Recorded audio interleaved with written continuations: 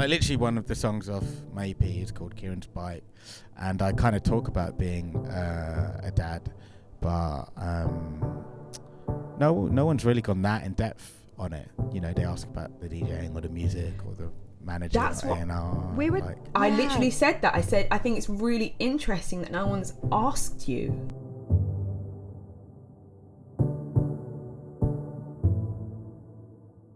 Welcome to our next guest. Very excited to have Raji Rags here with us today.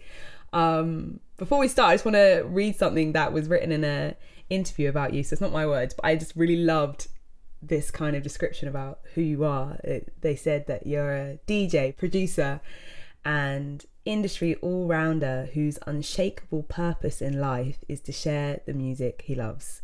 And I was like, that's such just a really nice way to describe what you do, because there are so many avenues in which you do share music, but the unshakable purpose, I was like, yeah, I love that. Beautiful. Thank you for having me. I'm a fan of you both. So we're really both nice. so we were saying earlier how excited we are to talk to you, and also the fact that you're like the first papa that we're talking to. I'm the first dad, right? Yeah. Nice. I'm so honoured. welcome. And you are a father, as you just said. I am. To a gorgeous young boy named Kieran. Mm-hmm. And how old is Kieran? Kieran is 4 in June. Oh wow. He's like gorgeous. Love of my life. How is like fatherhood feeling for you? Like, what? Tell us about it. Amazing. Like I have wanted a kid for so long, for a very long time, and my wife's Taiwanese, and I was just like going, should we have a kid now? Should we have a kid now? Should we have a kid now? Like, to the point of like bullying a little bit. Like I would like send her pictures of like half Indian, half Asian babies. And look how cute it will be. Look at a child. Yeah. And you know, it's like, it's different for women because they, you know, their body changes, they take a pause in their career, you know, so it had to be right. So and then in lockdown we were like, there's nothing else to do, like Nothing to do but to do it. I had so many friends that had babies in lockdown because it's just like, I'm one of them. yeah. Yeah, it's the same time. Yeah. And you know, I'm just like eternally grateful for that gift from her, because you know, it changes everything, but it changes even more for women, you know. So I've had to like pivot a little bit my lifestyle, you know.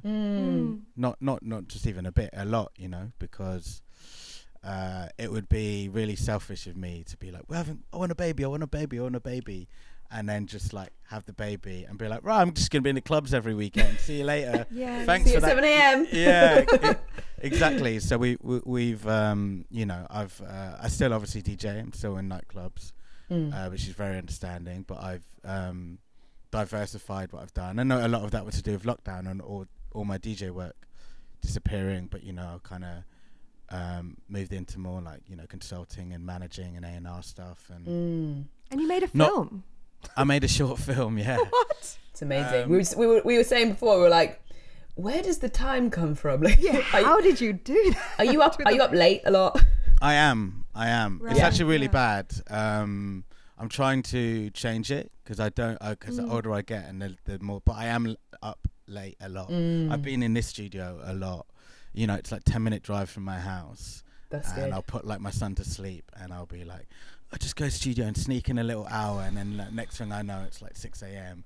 and then he crawls into our bed at 8 a.m. and I'm like, I've messed this up. Wow. But I do that a lot. But I've always been nocturnal. Okay.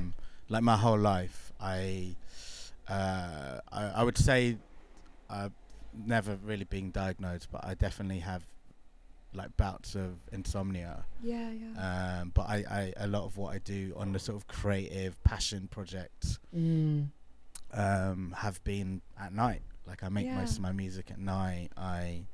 But you know, I think that's why I've had day jobs, but I've always had things on the side, like running parties and now making music or making short films. Sometimes, yeah. There's not enough hours in the day. But yeah, then you just have this like crazy big catch-up sleep on a Sunday or something, you know. That's good. Okay, well, at least you have that. You have some time to sleep. You do need it.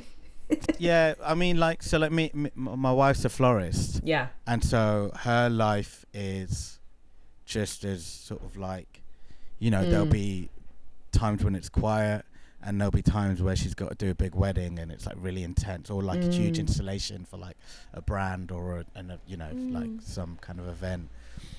So it's a lot of like calendar juggling. It's a lot of like, oh, I've got to be at a festival this weekend, and she'll be like, okay, cool, I'll look after Kieran. She's like, I've got a wedding. Often when she's got a wedding, actually, not only am I the babysitter, the childcare, you know, primary, but I'm also like her driver, and like, you know, we'll drive her to the flower market and then take Kieran to the park, then pick her up when she needs, because she doesn't. I've been trying to get her to convert, but she's got an Taiwanese driving license, so she hasn't converted it to UK, and she only can drive automatic, and I've got a manual, and so there's a lot of like calendar juggling. And then when we're both like self-employed, freelance, or whatever we be, and it's all like kind of ebbs and flows, there's often a bit in the Google Calendar, but then sometimes we both get something in, and it has to be a question of like, who's going to earn more? That's what I was going to say. I was like, how do you deal with those situations? Do you have other people who can help you with Kieran, or is it kind of you two having to, like you said, really juggle your calendars? My mum comes over. Yeah. And there's pluses and downsides to that. The plus is you've got you're building in your later life a relationship with your mum that you don't necessarily have, and she's getting to know her grandson. The downside is they're grandparents, and they're not necessarily thinking of the best thing. It's like we actually, the moment we had the kids, we had Kieran, we got rid of the TV.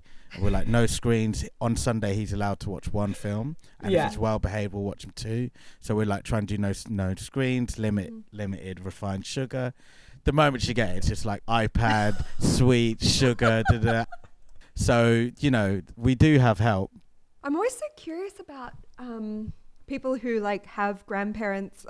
Grandparents that are, or parents that are in close proximity, like in the same city. Because I would find it so triggering to have my mum and my dad there while I'm parenting, because I know the dynamic would just be wrong for me. I'm sure you two have both found this, but when you become a parent yourself, you actually realise how hard it is what they've done. And when my wife first met my mum, this sounds so horrible to say, but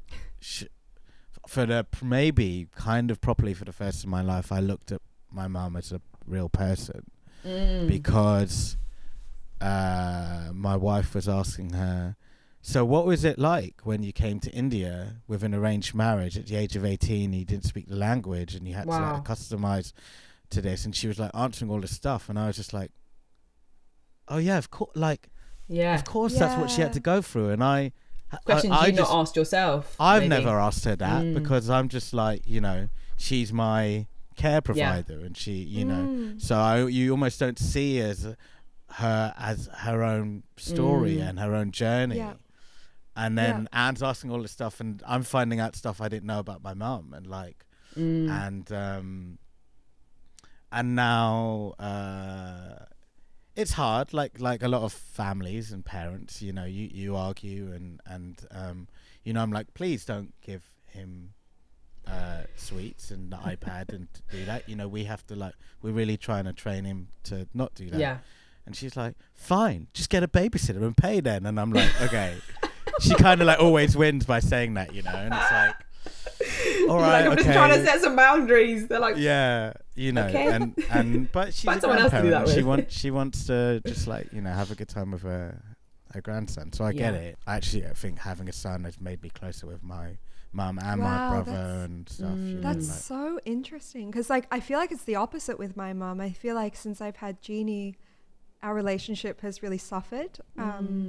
But yeah, you are right. Like you got to kind of put yourself in their position. Like, I mean, I think about my mum who was, you know, in Brunei during the rebellion and getting shot at and stuff. Whoa. Whereas I'm in like Berlin, like just living my life, and like at, you know, she has such a different context, and like I'm sure your parents have different contexts to you, but like we're all just out here trying our best. And I guess, I have to do the same with my dad as well. Like, have to go, your experiences have led you to become the person you are, whilst it doesn't excuse some of the things that, you know, children have to experience or go through. It just informs you of like their decisions, and you have to go, okay, I have a little bit, well, I have some empathy for him. I do, I think. One thing that stood out and made me look sort of like question my whole upbringing, if I'm being honest, and you know, the podcast is called Therapy, so, but like this is a safe space. Yeah, safe space that's gonna go on YouTube and yeah, exactly. Like, everyone's gonna listen to it's just us three here, except like for now but like, you know, like what one thing when my mum came over is we've got this routine, and he sleeps amazing. He sleeps so well. Love that. And I think there's a few deciding factors. One, I just think my partner is an incredible mum. Just like an incredible mum. Like just so well. Despite me being the one, let's have a kid, she did all the reading, all the research. Just like one of the reasons she delayed in being a parent is because, and this is, she would say the same, I'm the optimist, she's the pessimist. And she's the kind of person, if we go on holiday, I'm going to pack about an hour before I leave the flight. She has a list, and she has a suitcase open in the corner of the room and packs slowly for 2 weeks. So like there's a huge difference between me and her. But she believed she didn't want to have a kid because she was worried about bringing a kid into the world that we live in, whether we were going to be terrible parents, and she just like over prepared to the max, and like read every different thing about conflict resolvement, you know, dealing with tantrums, and I just honestly I just learned from her every single day on like how to. I love that. That's so nice. And she's just amazing at it. But one thing that Anne did is we were like, okay, so we had a pretty good start because we had the baby in Taiwan, because healthcare is just way better there. Yeah. But we spent the first month in a postpartum centre. Oh, amazing. Which doesn't exist here in the UK. No. And if I had, they do, but they're so expensive. Right, I literally googled it and couldn't really find it, but maybe but yeah, like, there's one, but it's like it's not affordable for anyone. Yeah, if I had loads of money, I would invest in this, because it's quite common in Asia. But it's basically like what I mean. I'm probably hugely oversimplifying this, but it's like a baby hotel, and like it's all women staff, and it's very much geared towards the women recovering, both physically, mentally. How long were you there for? We did a month. Oh wow. Yeah, the postpartum centre is essentially like a baby hotel, and all women staff, as well as like, you know, room service for like food and, you know, normal hotel stuff. There was an on-site gynecologist, an on-site nutritionist, on-site nurses. So some people were just literally breastfeeding and then giving the baby to the nurse and just like resting. So we would first month. That is incredible. And the whole mentality is like it takes a village to raise and it's just having all this these staff, all women, all I think mostly mothers, are just teaching you, and you just like literally call up room service going, he's making a weird noise, or like, how do I hold him, and you know, all these various things, and within 2 minutes they're up and they're like, you're doing it. And one thing that always stuck with me is, I was like, how do you hold it? And one of the nurses was like, obviously like Anne was translating because they were only speaking Mandarin, but it's like, it doesn't matter. As long as you support the neck. And the more important thing is that you're comfortable.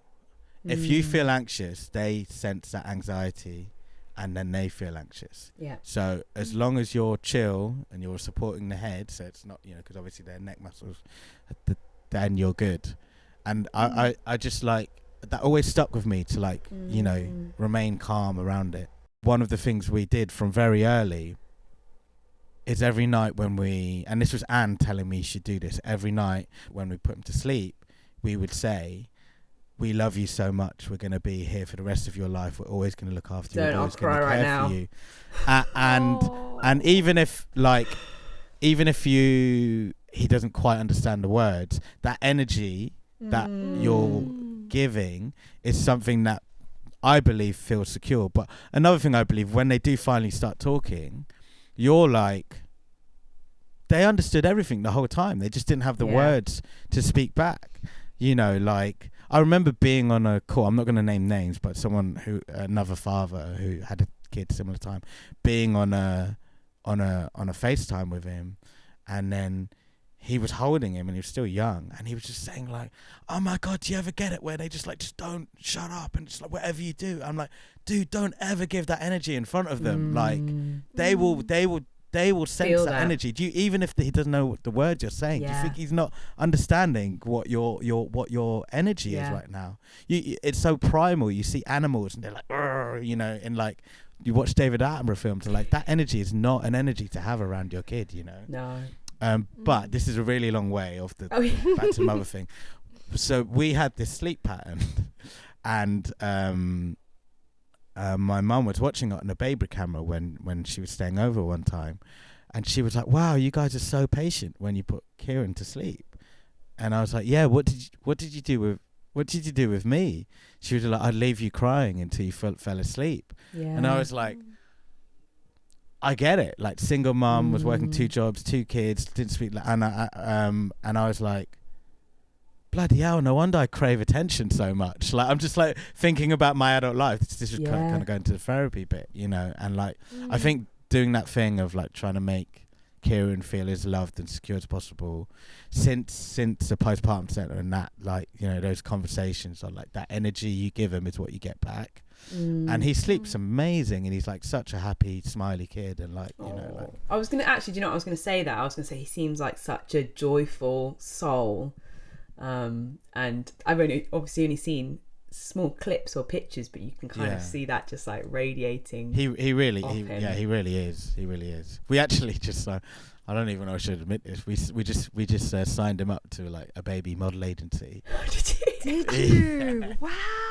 I love it. I don't want to like paint myself as the like Britney Spears dad conservatorship type person, but he's just gorgeous. And one of the things I do is like manage artists, and like Anne was like, what about him? He's like a star. He's the money maker. He's the money maker. Forget all his like music shit. DJs.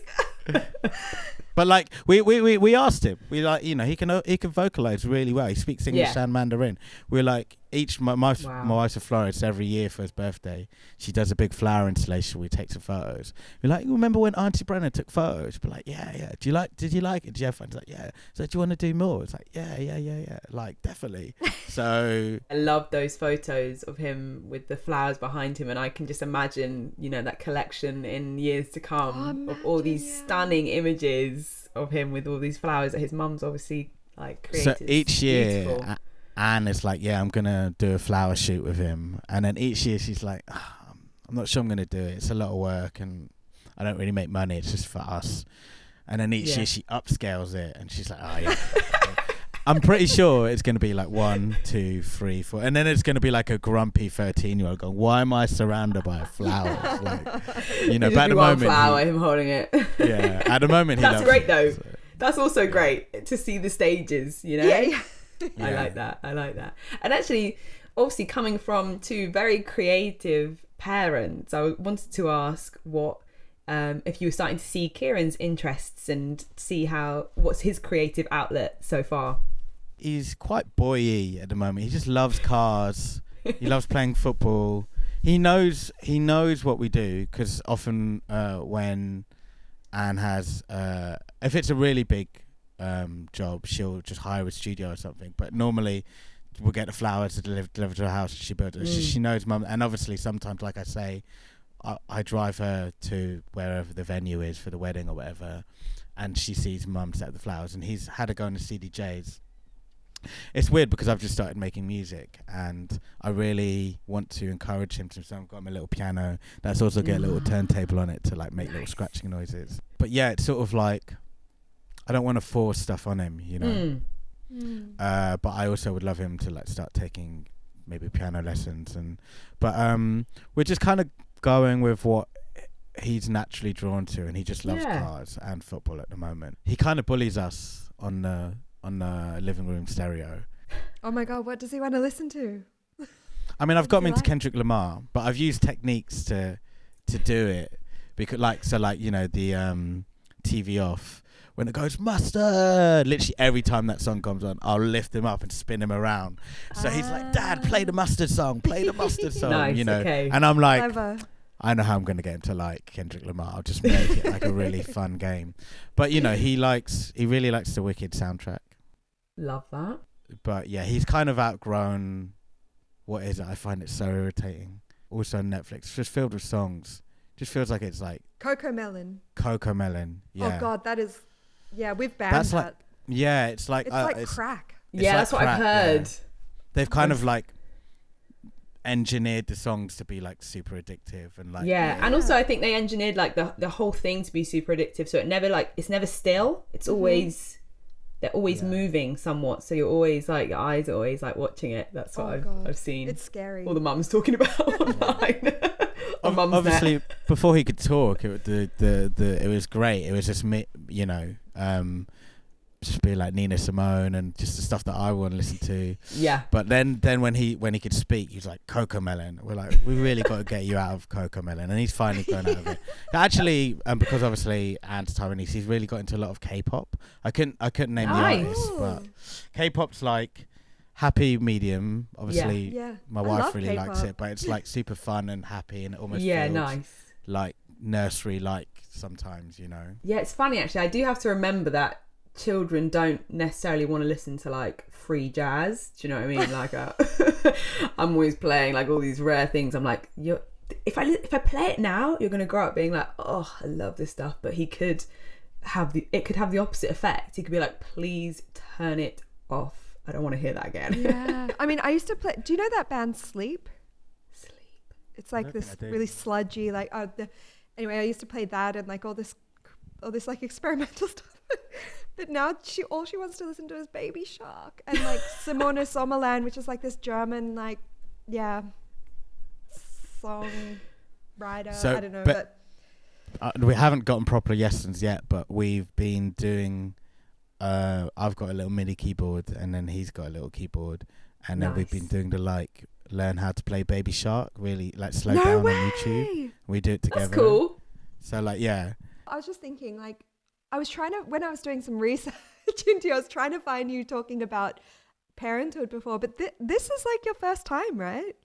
In an interview, yeah, I think so. In an interview, I mean. Yeah, not generally. Yeah.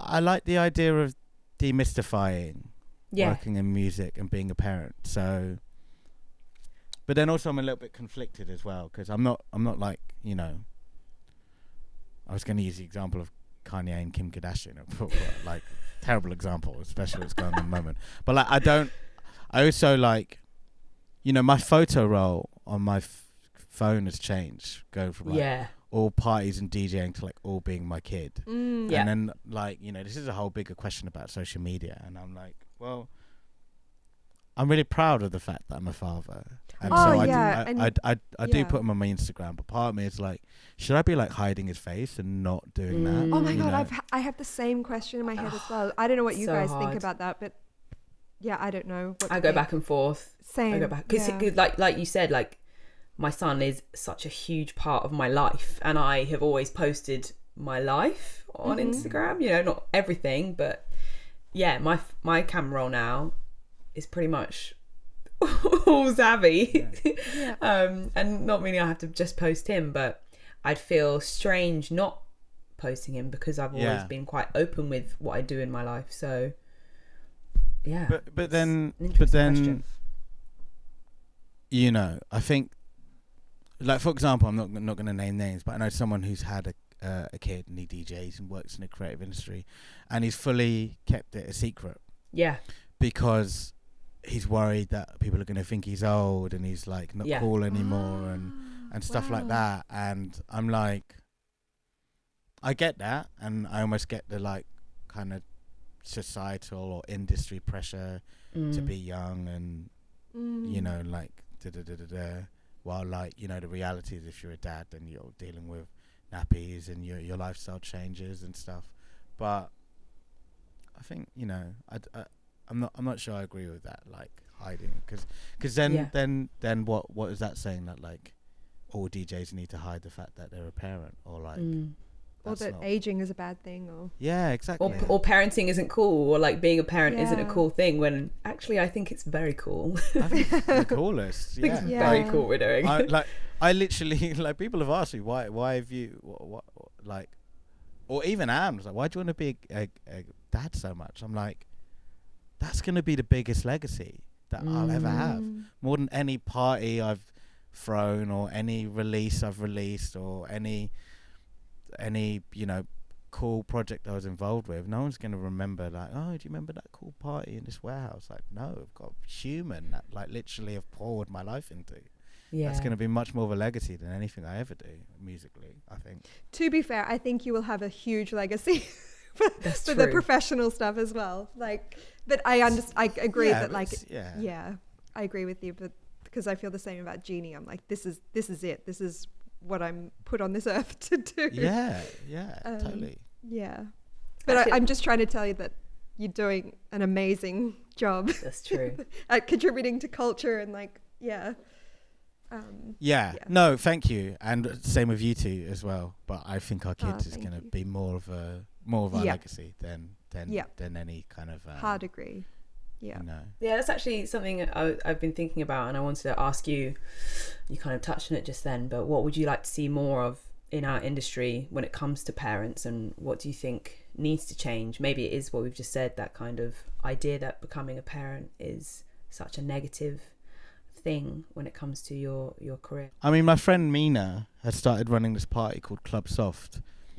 She's very into the idea of like the idea that clubs don't need alcohol, and why does it need to go on so late? Can't it be early?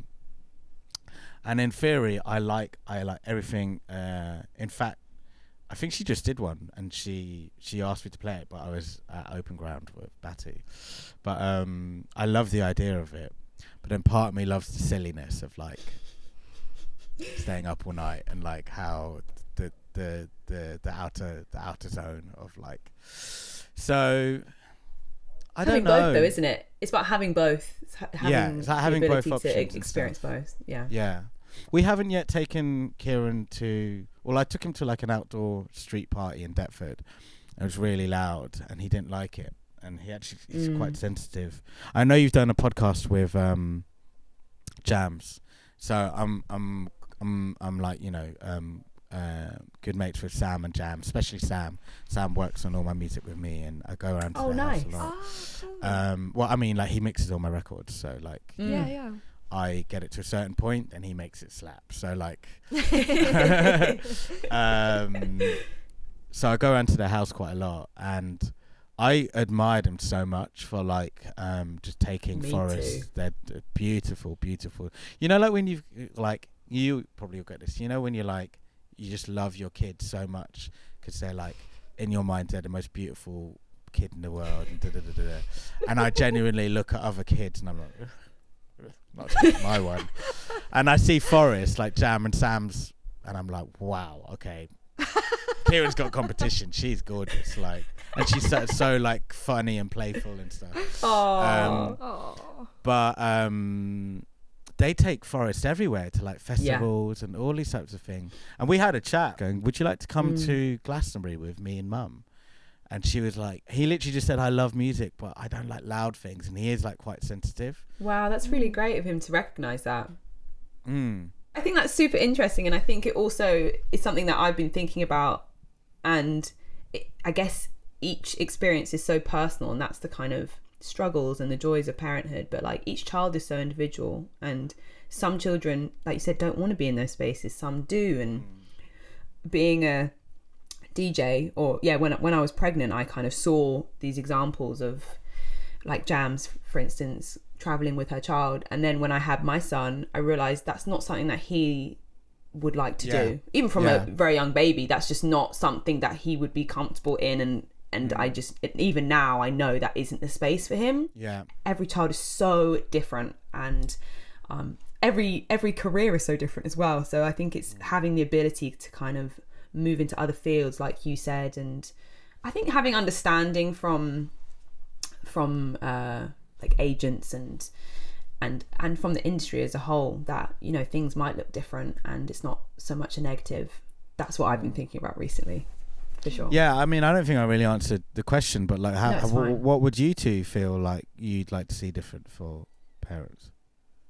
I think like I said, I think that's the one I've been thinking about most recently, is this idea that we're not being a parent isn't like a monolith, you know. But I think there is something that we all need, and it is flexibility.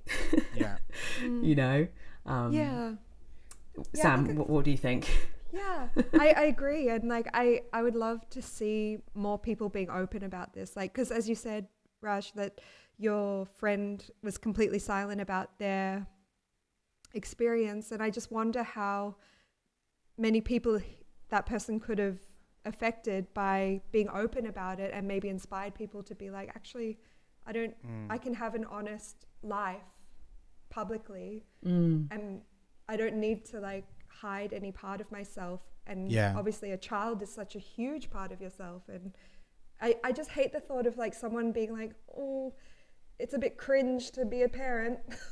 Like I don't want that vibe. Like it's not cringe. It's like the most incredible, like rewarding, life affirming, like it's such a sick thing to do. It is, but I also think that's kind of like there's this, it's really interesting speaking to some people about children on a whole. Like I think it's a societal thing, like children are seen as, well, I think it's kind of like a hangover from the days of like children should be, what's the saying, seen not heard. Like people don't really want children to be like a part of society. They kind of want them to be separate and away. And that comes to like our careers as well. Like you have your child over there and you have your career here, putting together is still a little bit murky, you know. Like, it would be so cool to see more artists like but like seeing their children as inspiration for their artistic practice, and like actually kind of, I feel like if more artists did that, then it would inspire other younger artists to be like, actually, when I have a kid,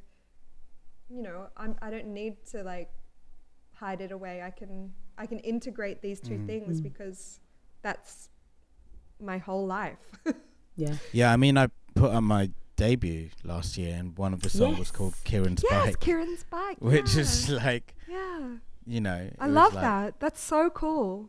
It was just more like, of that, please. I would say I think the stigma is far worse for women than men. Do you think so? Actually, do you know what? It's actually interesting you say that. Whilst I think it definitely is, I do think that we need people like yourself, and like we spoke to Tosh as well, Toshiki Ota. Oh, Tosh, I love Tosh. We have Tosh some so DJ dad. We have some DJ dad chat. What a lovely human being. You know, being super positive and open about fatherhood, because like you said, I think a lot of fathers specifically definitely have more of the ability to keep it separate, so sometimes choose to. And whilst I also want to say, like, obviously it's a very personal decision to kind of speak about your journey with parenthood, and some people do it just for privacy, which I totally get as well.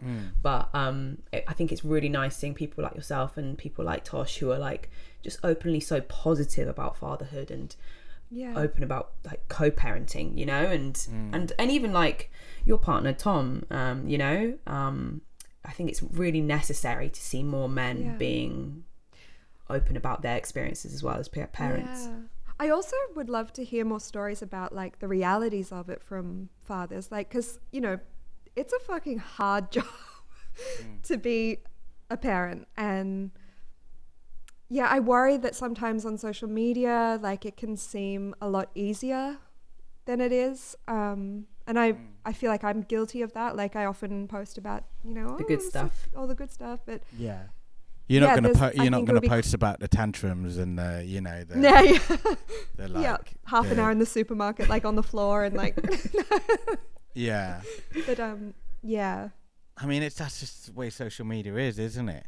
You paint the good bits and not the bad. But like, every once in a while, like people are just honest and be like, I've had sometimes I write like, guys, I had a tough year. Like, I don't go into huge depths about it. But it's just I've got a very strained relationship with social media as a whole. I've just got this app called Opal that limits my time on social media. And I need that. It's so good. It's like up to my productivity. It's up my mental health, to be honest. But we still have to like post about it, but I'm just spending less time doom scrolling because it gives you like, you basically ask it permission, like a 5-minute break, and then at the end of 5 minutes, like now back to work. Like I think we all just need to get to a point where we realize that social media isn't reality, and I think I'm hoping that like people are like now beginning to understand that like you can't just look at it and be like, look at that hugely successful DJ or artist and insanely happy mother and father, and just be like, no, that's just like they've picked some photos that they like or some videos and do it, but reality is reality. And I think we just need to go out, walk around in the park, meet your friends, touch some grass. Touch some grass. That's real life, like. I hope people, I would hate to think that like, oh, Raj makes look like being a dad's well fun. It is really fun, but they're like, yeah, I'm gonna have a kid, and like not do any research, and actually it's really hard. That guy lied to me on Instagram. I hope it's not like a cause and effect system like that. Maybe Instagram can be the place for like the pretty stuff, and then long form interviews and like podcasts and stuff can be where the real talk happens. And exactly, that's kind of what I guess our intention with this podcast is. Exactly. This is real talk. This is like like literally one of the songs off my EP is called Kieran's Bike, and I kind of talk about being a dad, but no one's really gone that in depth on it. They ask about the DJing or the music or the manager. That's or what A&R, we would. Like, I literally said that. I said I think it's really interesting that no one's asked you about. I would happily talk about it as well. Exactly. Yeah, that's what we were saying. We're like, you would be so open to that, but it's so funny how like Helena and I, or like all the other mums we've spoken to, it's very much maybe it's a gendered thing, like what women are asked about it, but men are kind of like, oh, let's not go there. When I said I think the stigma is worse for women, I hope you didn't take that the wrong way, and I'm not trying. No, I just think, I bet you there's probably not an interview that you do now where people are like, so what's it like being a mum and a DJ? Well, like no one asked me, and I'm like quite open about the fact you want to talk. I want to talk about it. Ask me about my kid. Do you want to see some photos? Yeah, he's a bloody model. No, I did. I said that, and I thought it was really interesting, and I think again kind of speaks to the idea that men, or people think that men have children separately from having their careers, and women it's very much like, oh, you are a mother, that's what you do. And yes, it is what I do, but also fathers do that too, especially now. I think there was a period of time when that wasn't always the case. So do you get the feeling that when you DJ and you're in clubs, people are like, oh, you should be, people are like, why are you not at home mothering? Do you think that's a problem? I haven't necessarily experienced it, but I've definitely felt it. I feel that, but again, I also have had to take almost 2.5 years out of the clubs because I've been pregnant and I was breastfeeding until last month, so I've not actually been able to do any late night shows for such a long time. So I've only now just gone back in, but that definitely is something that I've thought about, and I'm sure people do think it, and think, oh, that's no place for a mother to be in the clubs. Even when I was pregnant, I think people thought that as well, you know. But I thought it was cool. I remember seeing the videos of you like I loved it. It's amazing. DJing with Actually, your I partner. loved it. And obviously, we've spoken about this before, Sam, but it's not for everyone. Like, again, everyone's pregnancy is so different. But I was fortunate that I was able to continue playing, and I loved it. I loved being pregnant, but I didn't love the smoke in the clubs. So that's what I'd change. No smoking in the clubs, especially if you're pregnant. That's never even crossed my mind when I've been DJing. Like thinking about what. I mean, I there are times Good. where I feel really like old, but not because I'm a mum, but I don't know. I just because I'm like not partying. I feel like a disconnect or something, and I feel like I'm being judged for not like drinking or taking drugs. But I've never thought about it in terms of like, oh, she should be at home with her daughter. Yeah. Yeah, they're definitely. I think that's super interesting, though. You're saying you felt older. Is that because of the young, like, crowd, or is that just because you're not partaking in the same things that they're doing? Yeah, I think it's just I associate youth with like partying. Yeah. That's a me thing. It's not. Yeah, I don't know. Yeah, But that's yeah. interesting. It's interesting. I feel like, I don't know, I guess maybe the parties I've been to recently, well, I say this, the party I went to on the weekend, it was a very mixed crowd, but the focus wasn't drinking, you know? That's nice. Yeah. I think it's finding parties, that's what I've found recently, is finding parties where it's solely not about dancing, but, you know, the main focus is going to dance and listen to music, you know? Yeah, Whereas I feel well, like sometimes some clubs, I mean, I get it, especially when you're younger, that was my main focus was going to get drunk. But yeah. I've definitely found new parties, I think. Yeah. Like your friend's party. What was it called? Soft. Club Club Soft. Club Soft. Yeah, shout to that- Mina. Love That that. sounds amazing. It's been on my mind. Check it out. That vibe She's definitely been on my mind. struggled for obvious reasons because the bar's not Yeah. going to do well. You actually realise that the Yeah. nightlife industry is propped up by the alcohol industry. Absolutely. Like when I say propped up, it's almost wholly reliant on it. Yeah. So I think she struggled a bit. I think she's found a venue now that's supportive of it, and you know, and maybe she's actually got a page called Funding with Mina, where she you know, it's a really good resource actually. It's an Instagram page that gives out all the Arts Council grants and all the different various pockets Amazing. of things. So I think she actually secured funding for Club That's Soft. really cool. Amazing. But you know, it's sad that, you know, it can't just work as a party. You need to Yeah. think of unique ways to fund it, and that's because, for better or worse, you know, in this instance the worst, but also hedonism and that sort of like level of abandonment is also forever going to be entwined with club music. Yeah. You know, so Yeah. I'd be lying to say if I'm just actually because of medication I've been on for psoriasis. I've not really drunk for about a year and a half. Wow. Amazing. How do you find that? How are you finding So you being know, in parties and not drinking? I actually find it fine. Like I've spent so long in clubs, and so when I started, when I was young and I first started doing parties, I was a real hip hop kid. When I say that, it was like literally just I would smoke weed and any other drug was like bad.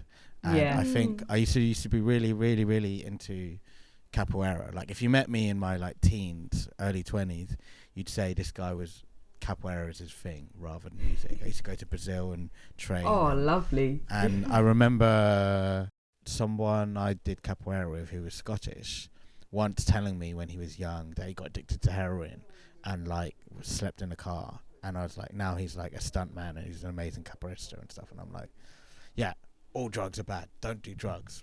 Now, obviously, I'm going to lie if I did do drugs, and then I kind of got into electronic music and did it. But I think something about that early conversation and just seeing a few people go the wrong path. Yeah.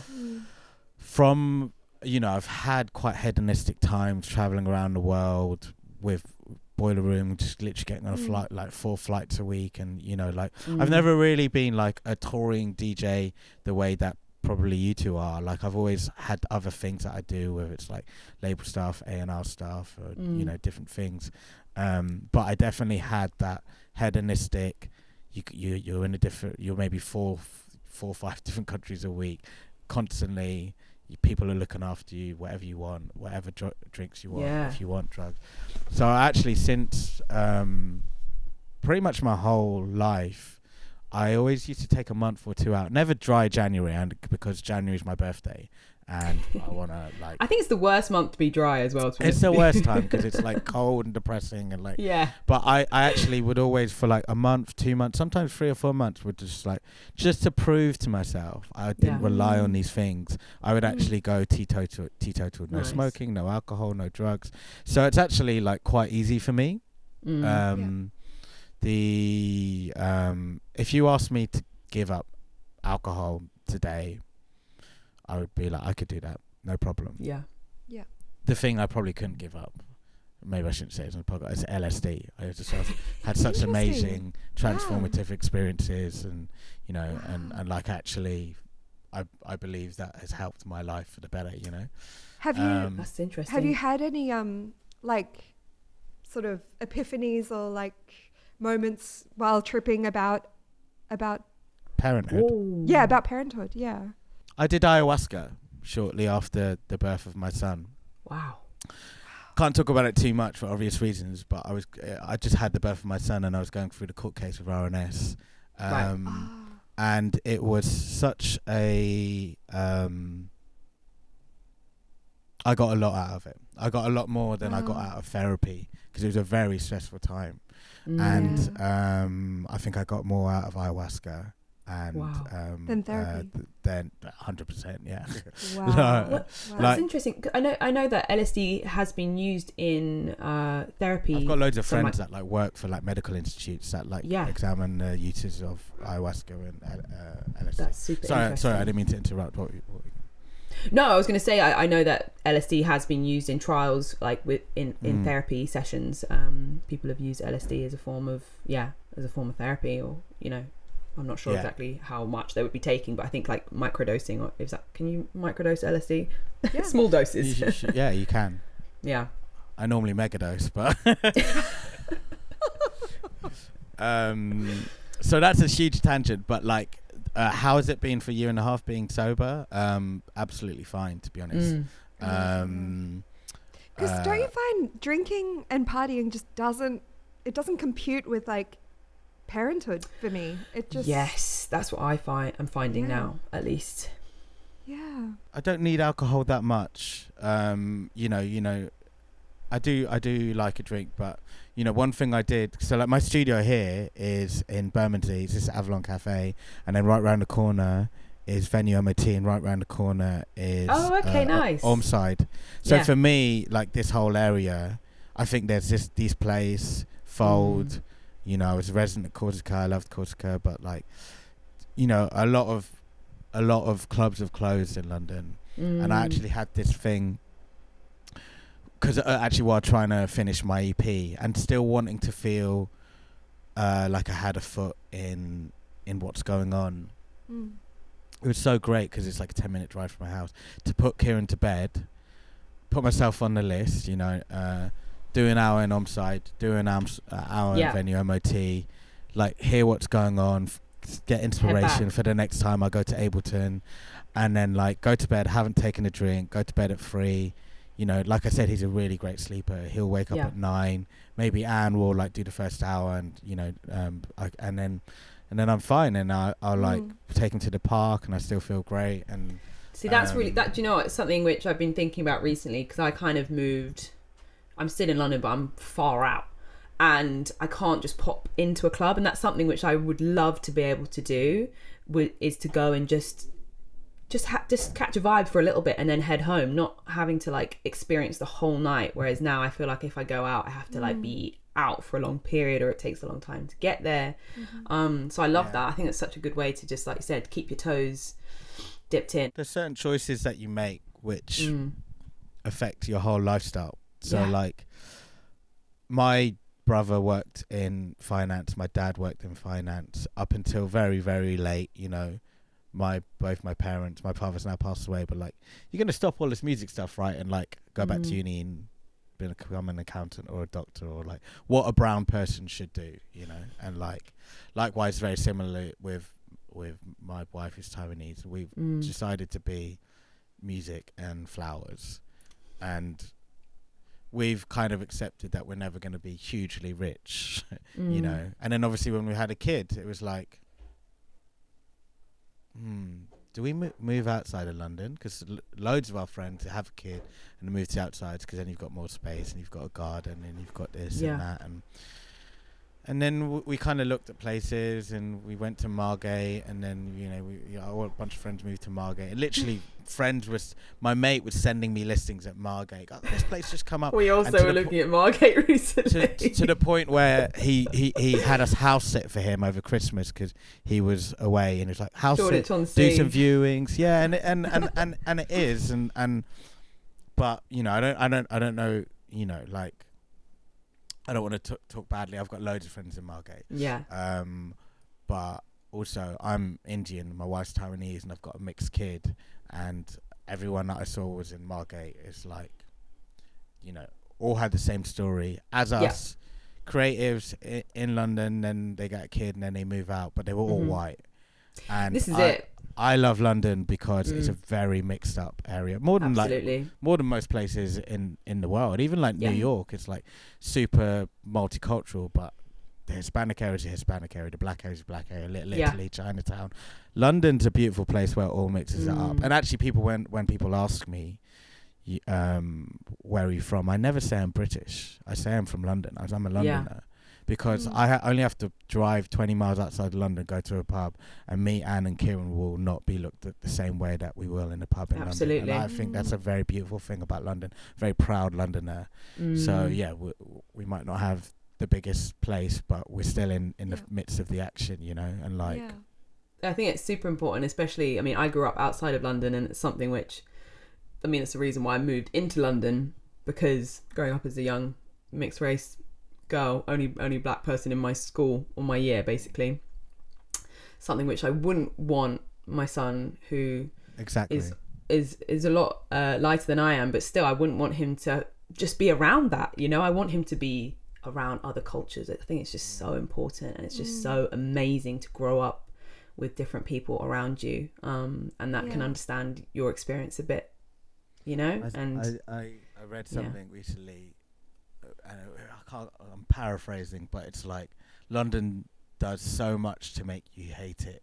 It's expensive, it's like, it's hard, it's a hustle, but I can't help but love it. You know? That's literally it. That's how I feel. And I also, just like, as someone who didn't grow up in London, I'm so grateful for London. I'm so grateful that there was somewhere that I could go to where I genuinely felt like I had a home. That was a space for me. And I always say this, sorry, we're going on such a tangent here, but I remember the first day I moved to London when I was 18, and I walked down the street and no one looked at me. I couldn't believe it. I genuinely could not believe that no one was looking at me. I was normal. Yeah. I used to walk down my high street and people would look at me like I was a zebra or something, like walking down the street like, oh my God, what do we do? Do you know what I mean? Whereas I walked around and no one batted their eyelids at me, and I was like, this is peace. That's what I've been looking for. So yeah, I love London. I can't say a bad word about it, really. Oh, do you know what? Okay, I'm just going to end on this, even though it's we were kind of talking about it at the beginning, but I wanted to talk about your transition into fatherhood. I remember you saying that it was a big change from, like you were saying, going out lots and doing things like that. But how was your transition? I know you wanted to be a father, but do you remember those early moments of fatherhood and how you felt? And yeah, could you speak to us a bit about that? The truth is, it's the first time you actually really, you just can't be selfish. Like, yeah. Oh, like, God, absolutely. With your parents, even with partners and stuff, like, you're kind of always still a little bit selfish. You're like, you know, you're like, oh yeah, I'm going to do this. Or like, you know, like I like, you know, with my partner now and previous partners, I've definitely just been like, yeah, I'm gonna go out tonight, get on it, but you have to be like, you have to coordinate now and be like, I want to take some LSD. One takes some LSD this weekend. Do you think you can cover Sunday? Controlled. Yeah, it's like, so you know, but like when you will know this feeling when you hold a baby and you're like, oh my god, they're helpless, like you are their world. Yeah. Then you're like, okay, whatever I thought I had with friends and partners and family, in a way you can still be a bit selfish, but with this person or this little tiny person, they are really they just rely on you for everything, you know. Yeah. So you actually, the first time in your life, you actually be like, I can't be selfish, I just can't, you know. Just, I mean, you can, and some people don't, but like I just felt like one thing that actually, because Anne, in a way, I'm like, I was broody from like a long time ago, and she was like, we will, you know, when the time is right, I'm actually glad that she made me wait, or like, because the gravity of it, I don't think you quite fully understand it until you're there and you're looking after this thing, and how much it consumes you. And I'm actually glad I got everything out of my system. I got all the partying out of my system. I got all the traveling out of my system. I got, you know, like there's, you know, without just banging on about it, there's nothing I haven't seen, or like, you know, like I've got it out of my system. Yeah. And when people, even though I very proudly speak as a father, when people say I think about it, I tell everyone, just make sure you've got everything out of your system first, because you don't want to look at that human and feel any resentment, like, oh, I can't party anymore, I can't do this anymore, I can't have the lifestyle. You've got to go in there fully invested without the feeling of resentment. Yeah, and I think especially because of the nature of like just babies in general, is like that first part of their life is such, you're just thrown in the deep end. You're like, oh my god. And it's that's such an where you just like important part hyper as well. focus and like, okay, this is all I need to focus on right Yeah. now. And then it like becomes easier and easier, and they become little people, and it kind of chills out. But yeah, as you're saying, like when that first transition happens, it's like you've got to be ready for it, because it's just the complete opposite to what you're used to. I think it's actually really such a good thing, you know, coming from a man to kind of to say that, because I think a lot of men go, oh, let's do it, let's have a baby, but I think women, because maybe it's happening to our bodies, we can kind of go, they really have to make sure the time is right. Yeah, you have to make sure the time is right, and you have to be ready to commit your body, you know, to another human for a really long period. And I think it's something which I think men should think about as well when wanting to approach that with their partner, you know. And like most things in our relationship, she was right to wait, and she was like, you like the idea of being a dad. Yeah, but do you know? yeah, like, are you actually ready? And I guess because for us it's a notion, it's a not necessarily a tangible concept, while a woman literally goes through the physical changes to become a parent, you know, like and I think therefore it's more intuitive, maybe that like you say that, but actually, do you know what, I'm just thinking about my own experience, and it is intuitive for sure, but I also think parenthood, you just have no idea what it's going to be like until it happens, and I think there's only so much you can prepare. But because my brother's older, has got two kids, 16 and 14, so fair different, you know. And I was like, what's it like being a parent? It's like, oh, no one's ready. No one's absolutely ready at all, and then they're born, and they just have to be ready, like you just have to be, because they're there. Yeah. But I also love that in a way as well, because it doesn't mean that any which way is right. It's all just your own personal journey, and you just have to go through it. And it's beautiful, it's messy, it's scary, but it's also just incredible, intense. What are the words? One thing I would caveat as well is I can only talk from my personal journey or our personal journey as me, my wife, and my kid. Like, I felt like I needed to get partying out of my system. Some people have a kid early and they're amazing at it, and they were just like, this is me, this is, you know, like, so I can only talk from my personal experience. So it's not to say that like there's one way to do it, you know. No, exactly. But again, that's the joy of having conversations like this. It's hearing so many different experiences and how a plethora of people go through it and what they experience, because it might resonate with someone, you know. So I guess thank you so much for sharing your experience with us. Oh, honestly, thank you so much for asking me, because I actually have conversations like this all the time in my private life, but no one asks it in a sort of like public domain like this, which is strange. So you big yourself both up for doing this podcast. Thank you. And Our pleasure. demystifying certain elements of this, you know.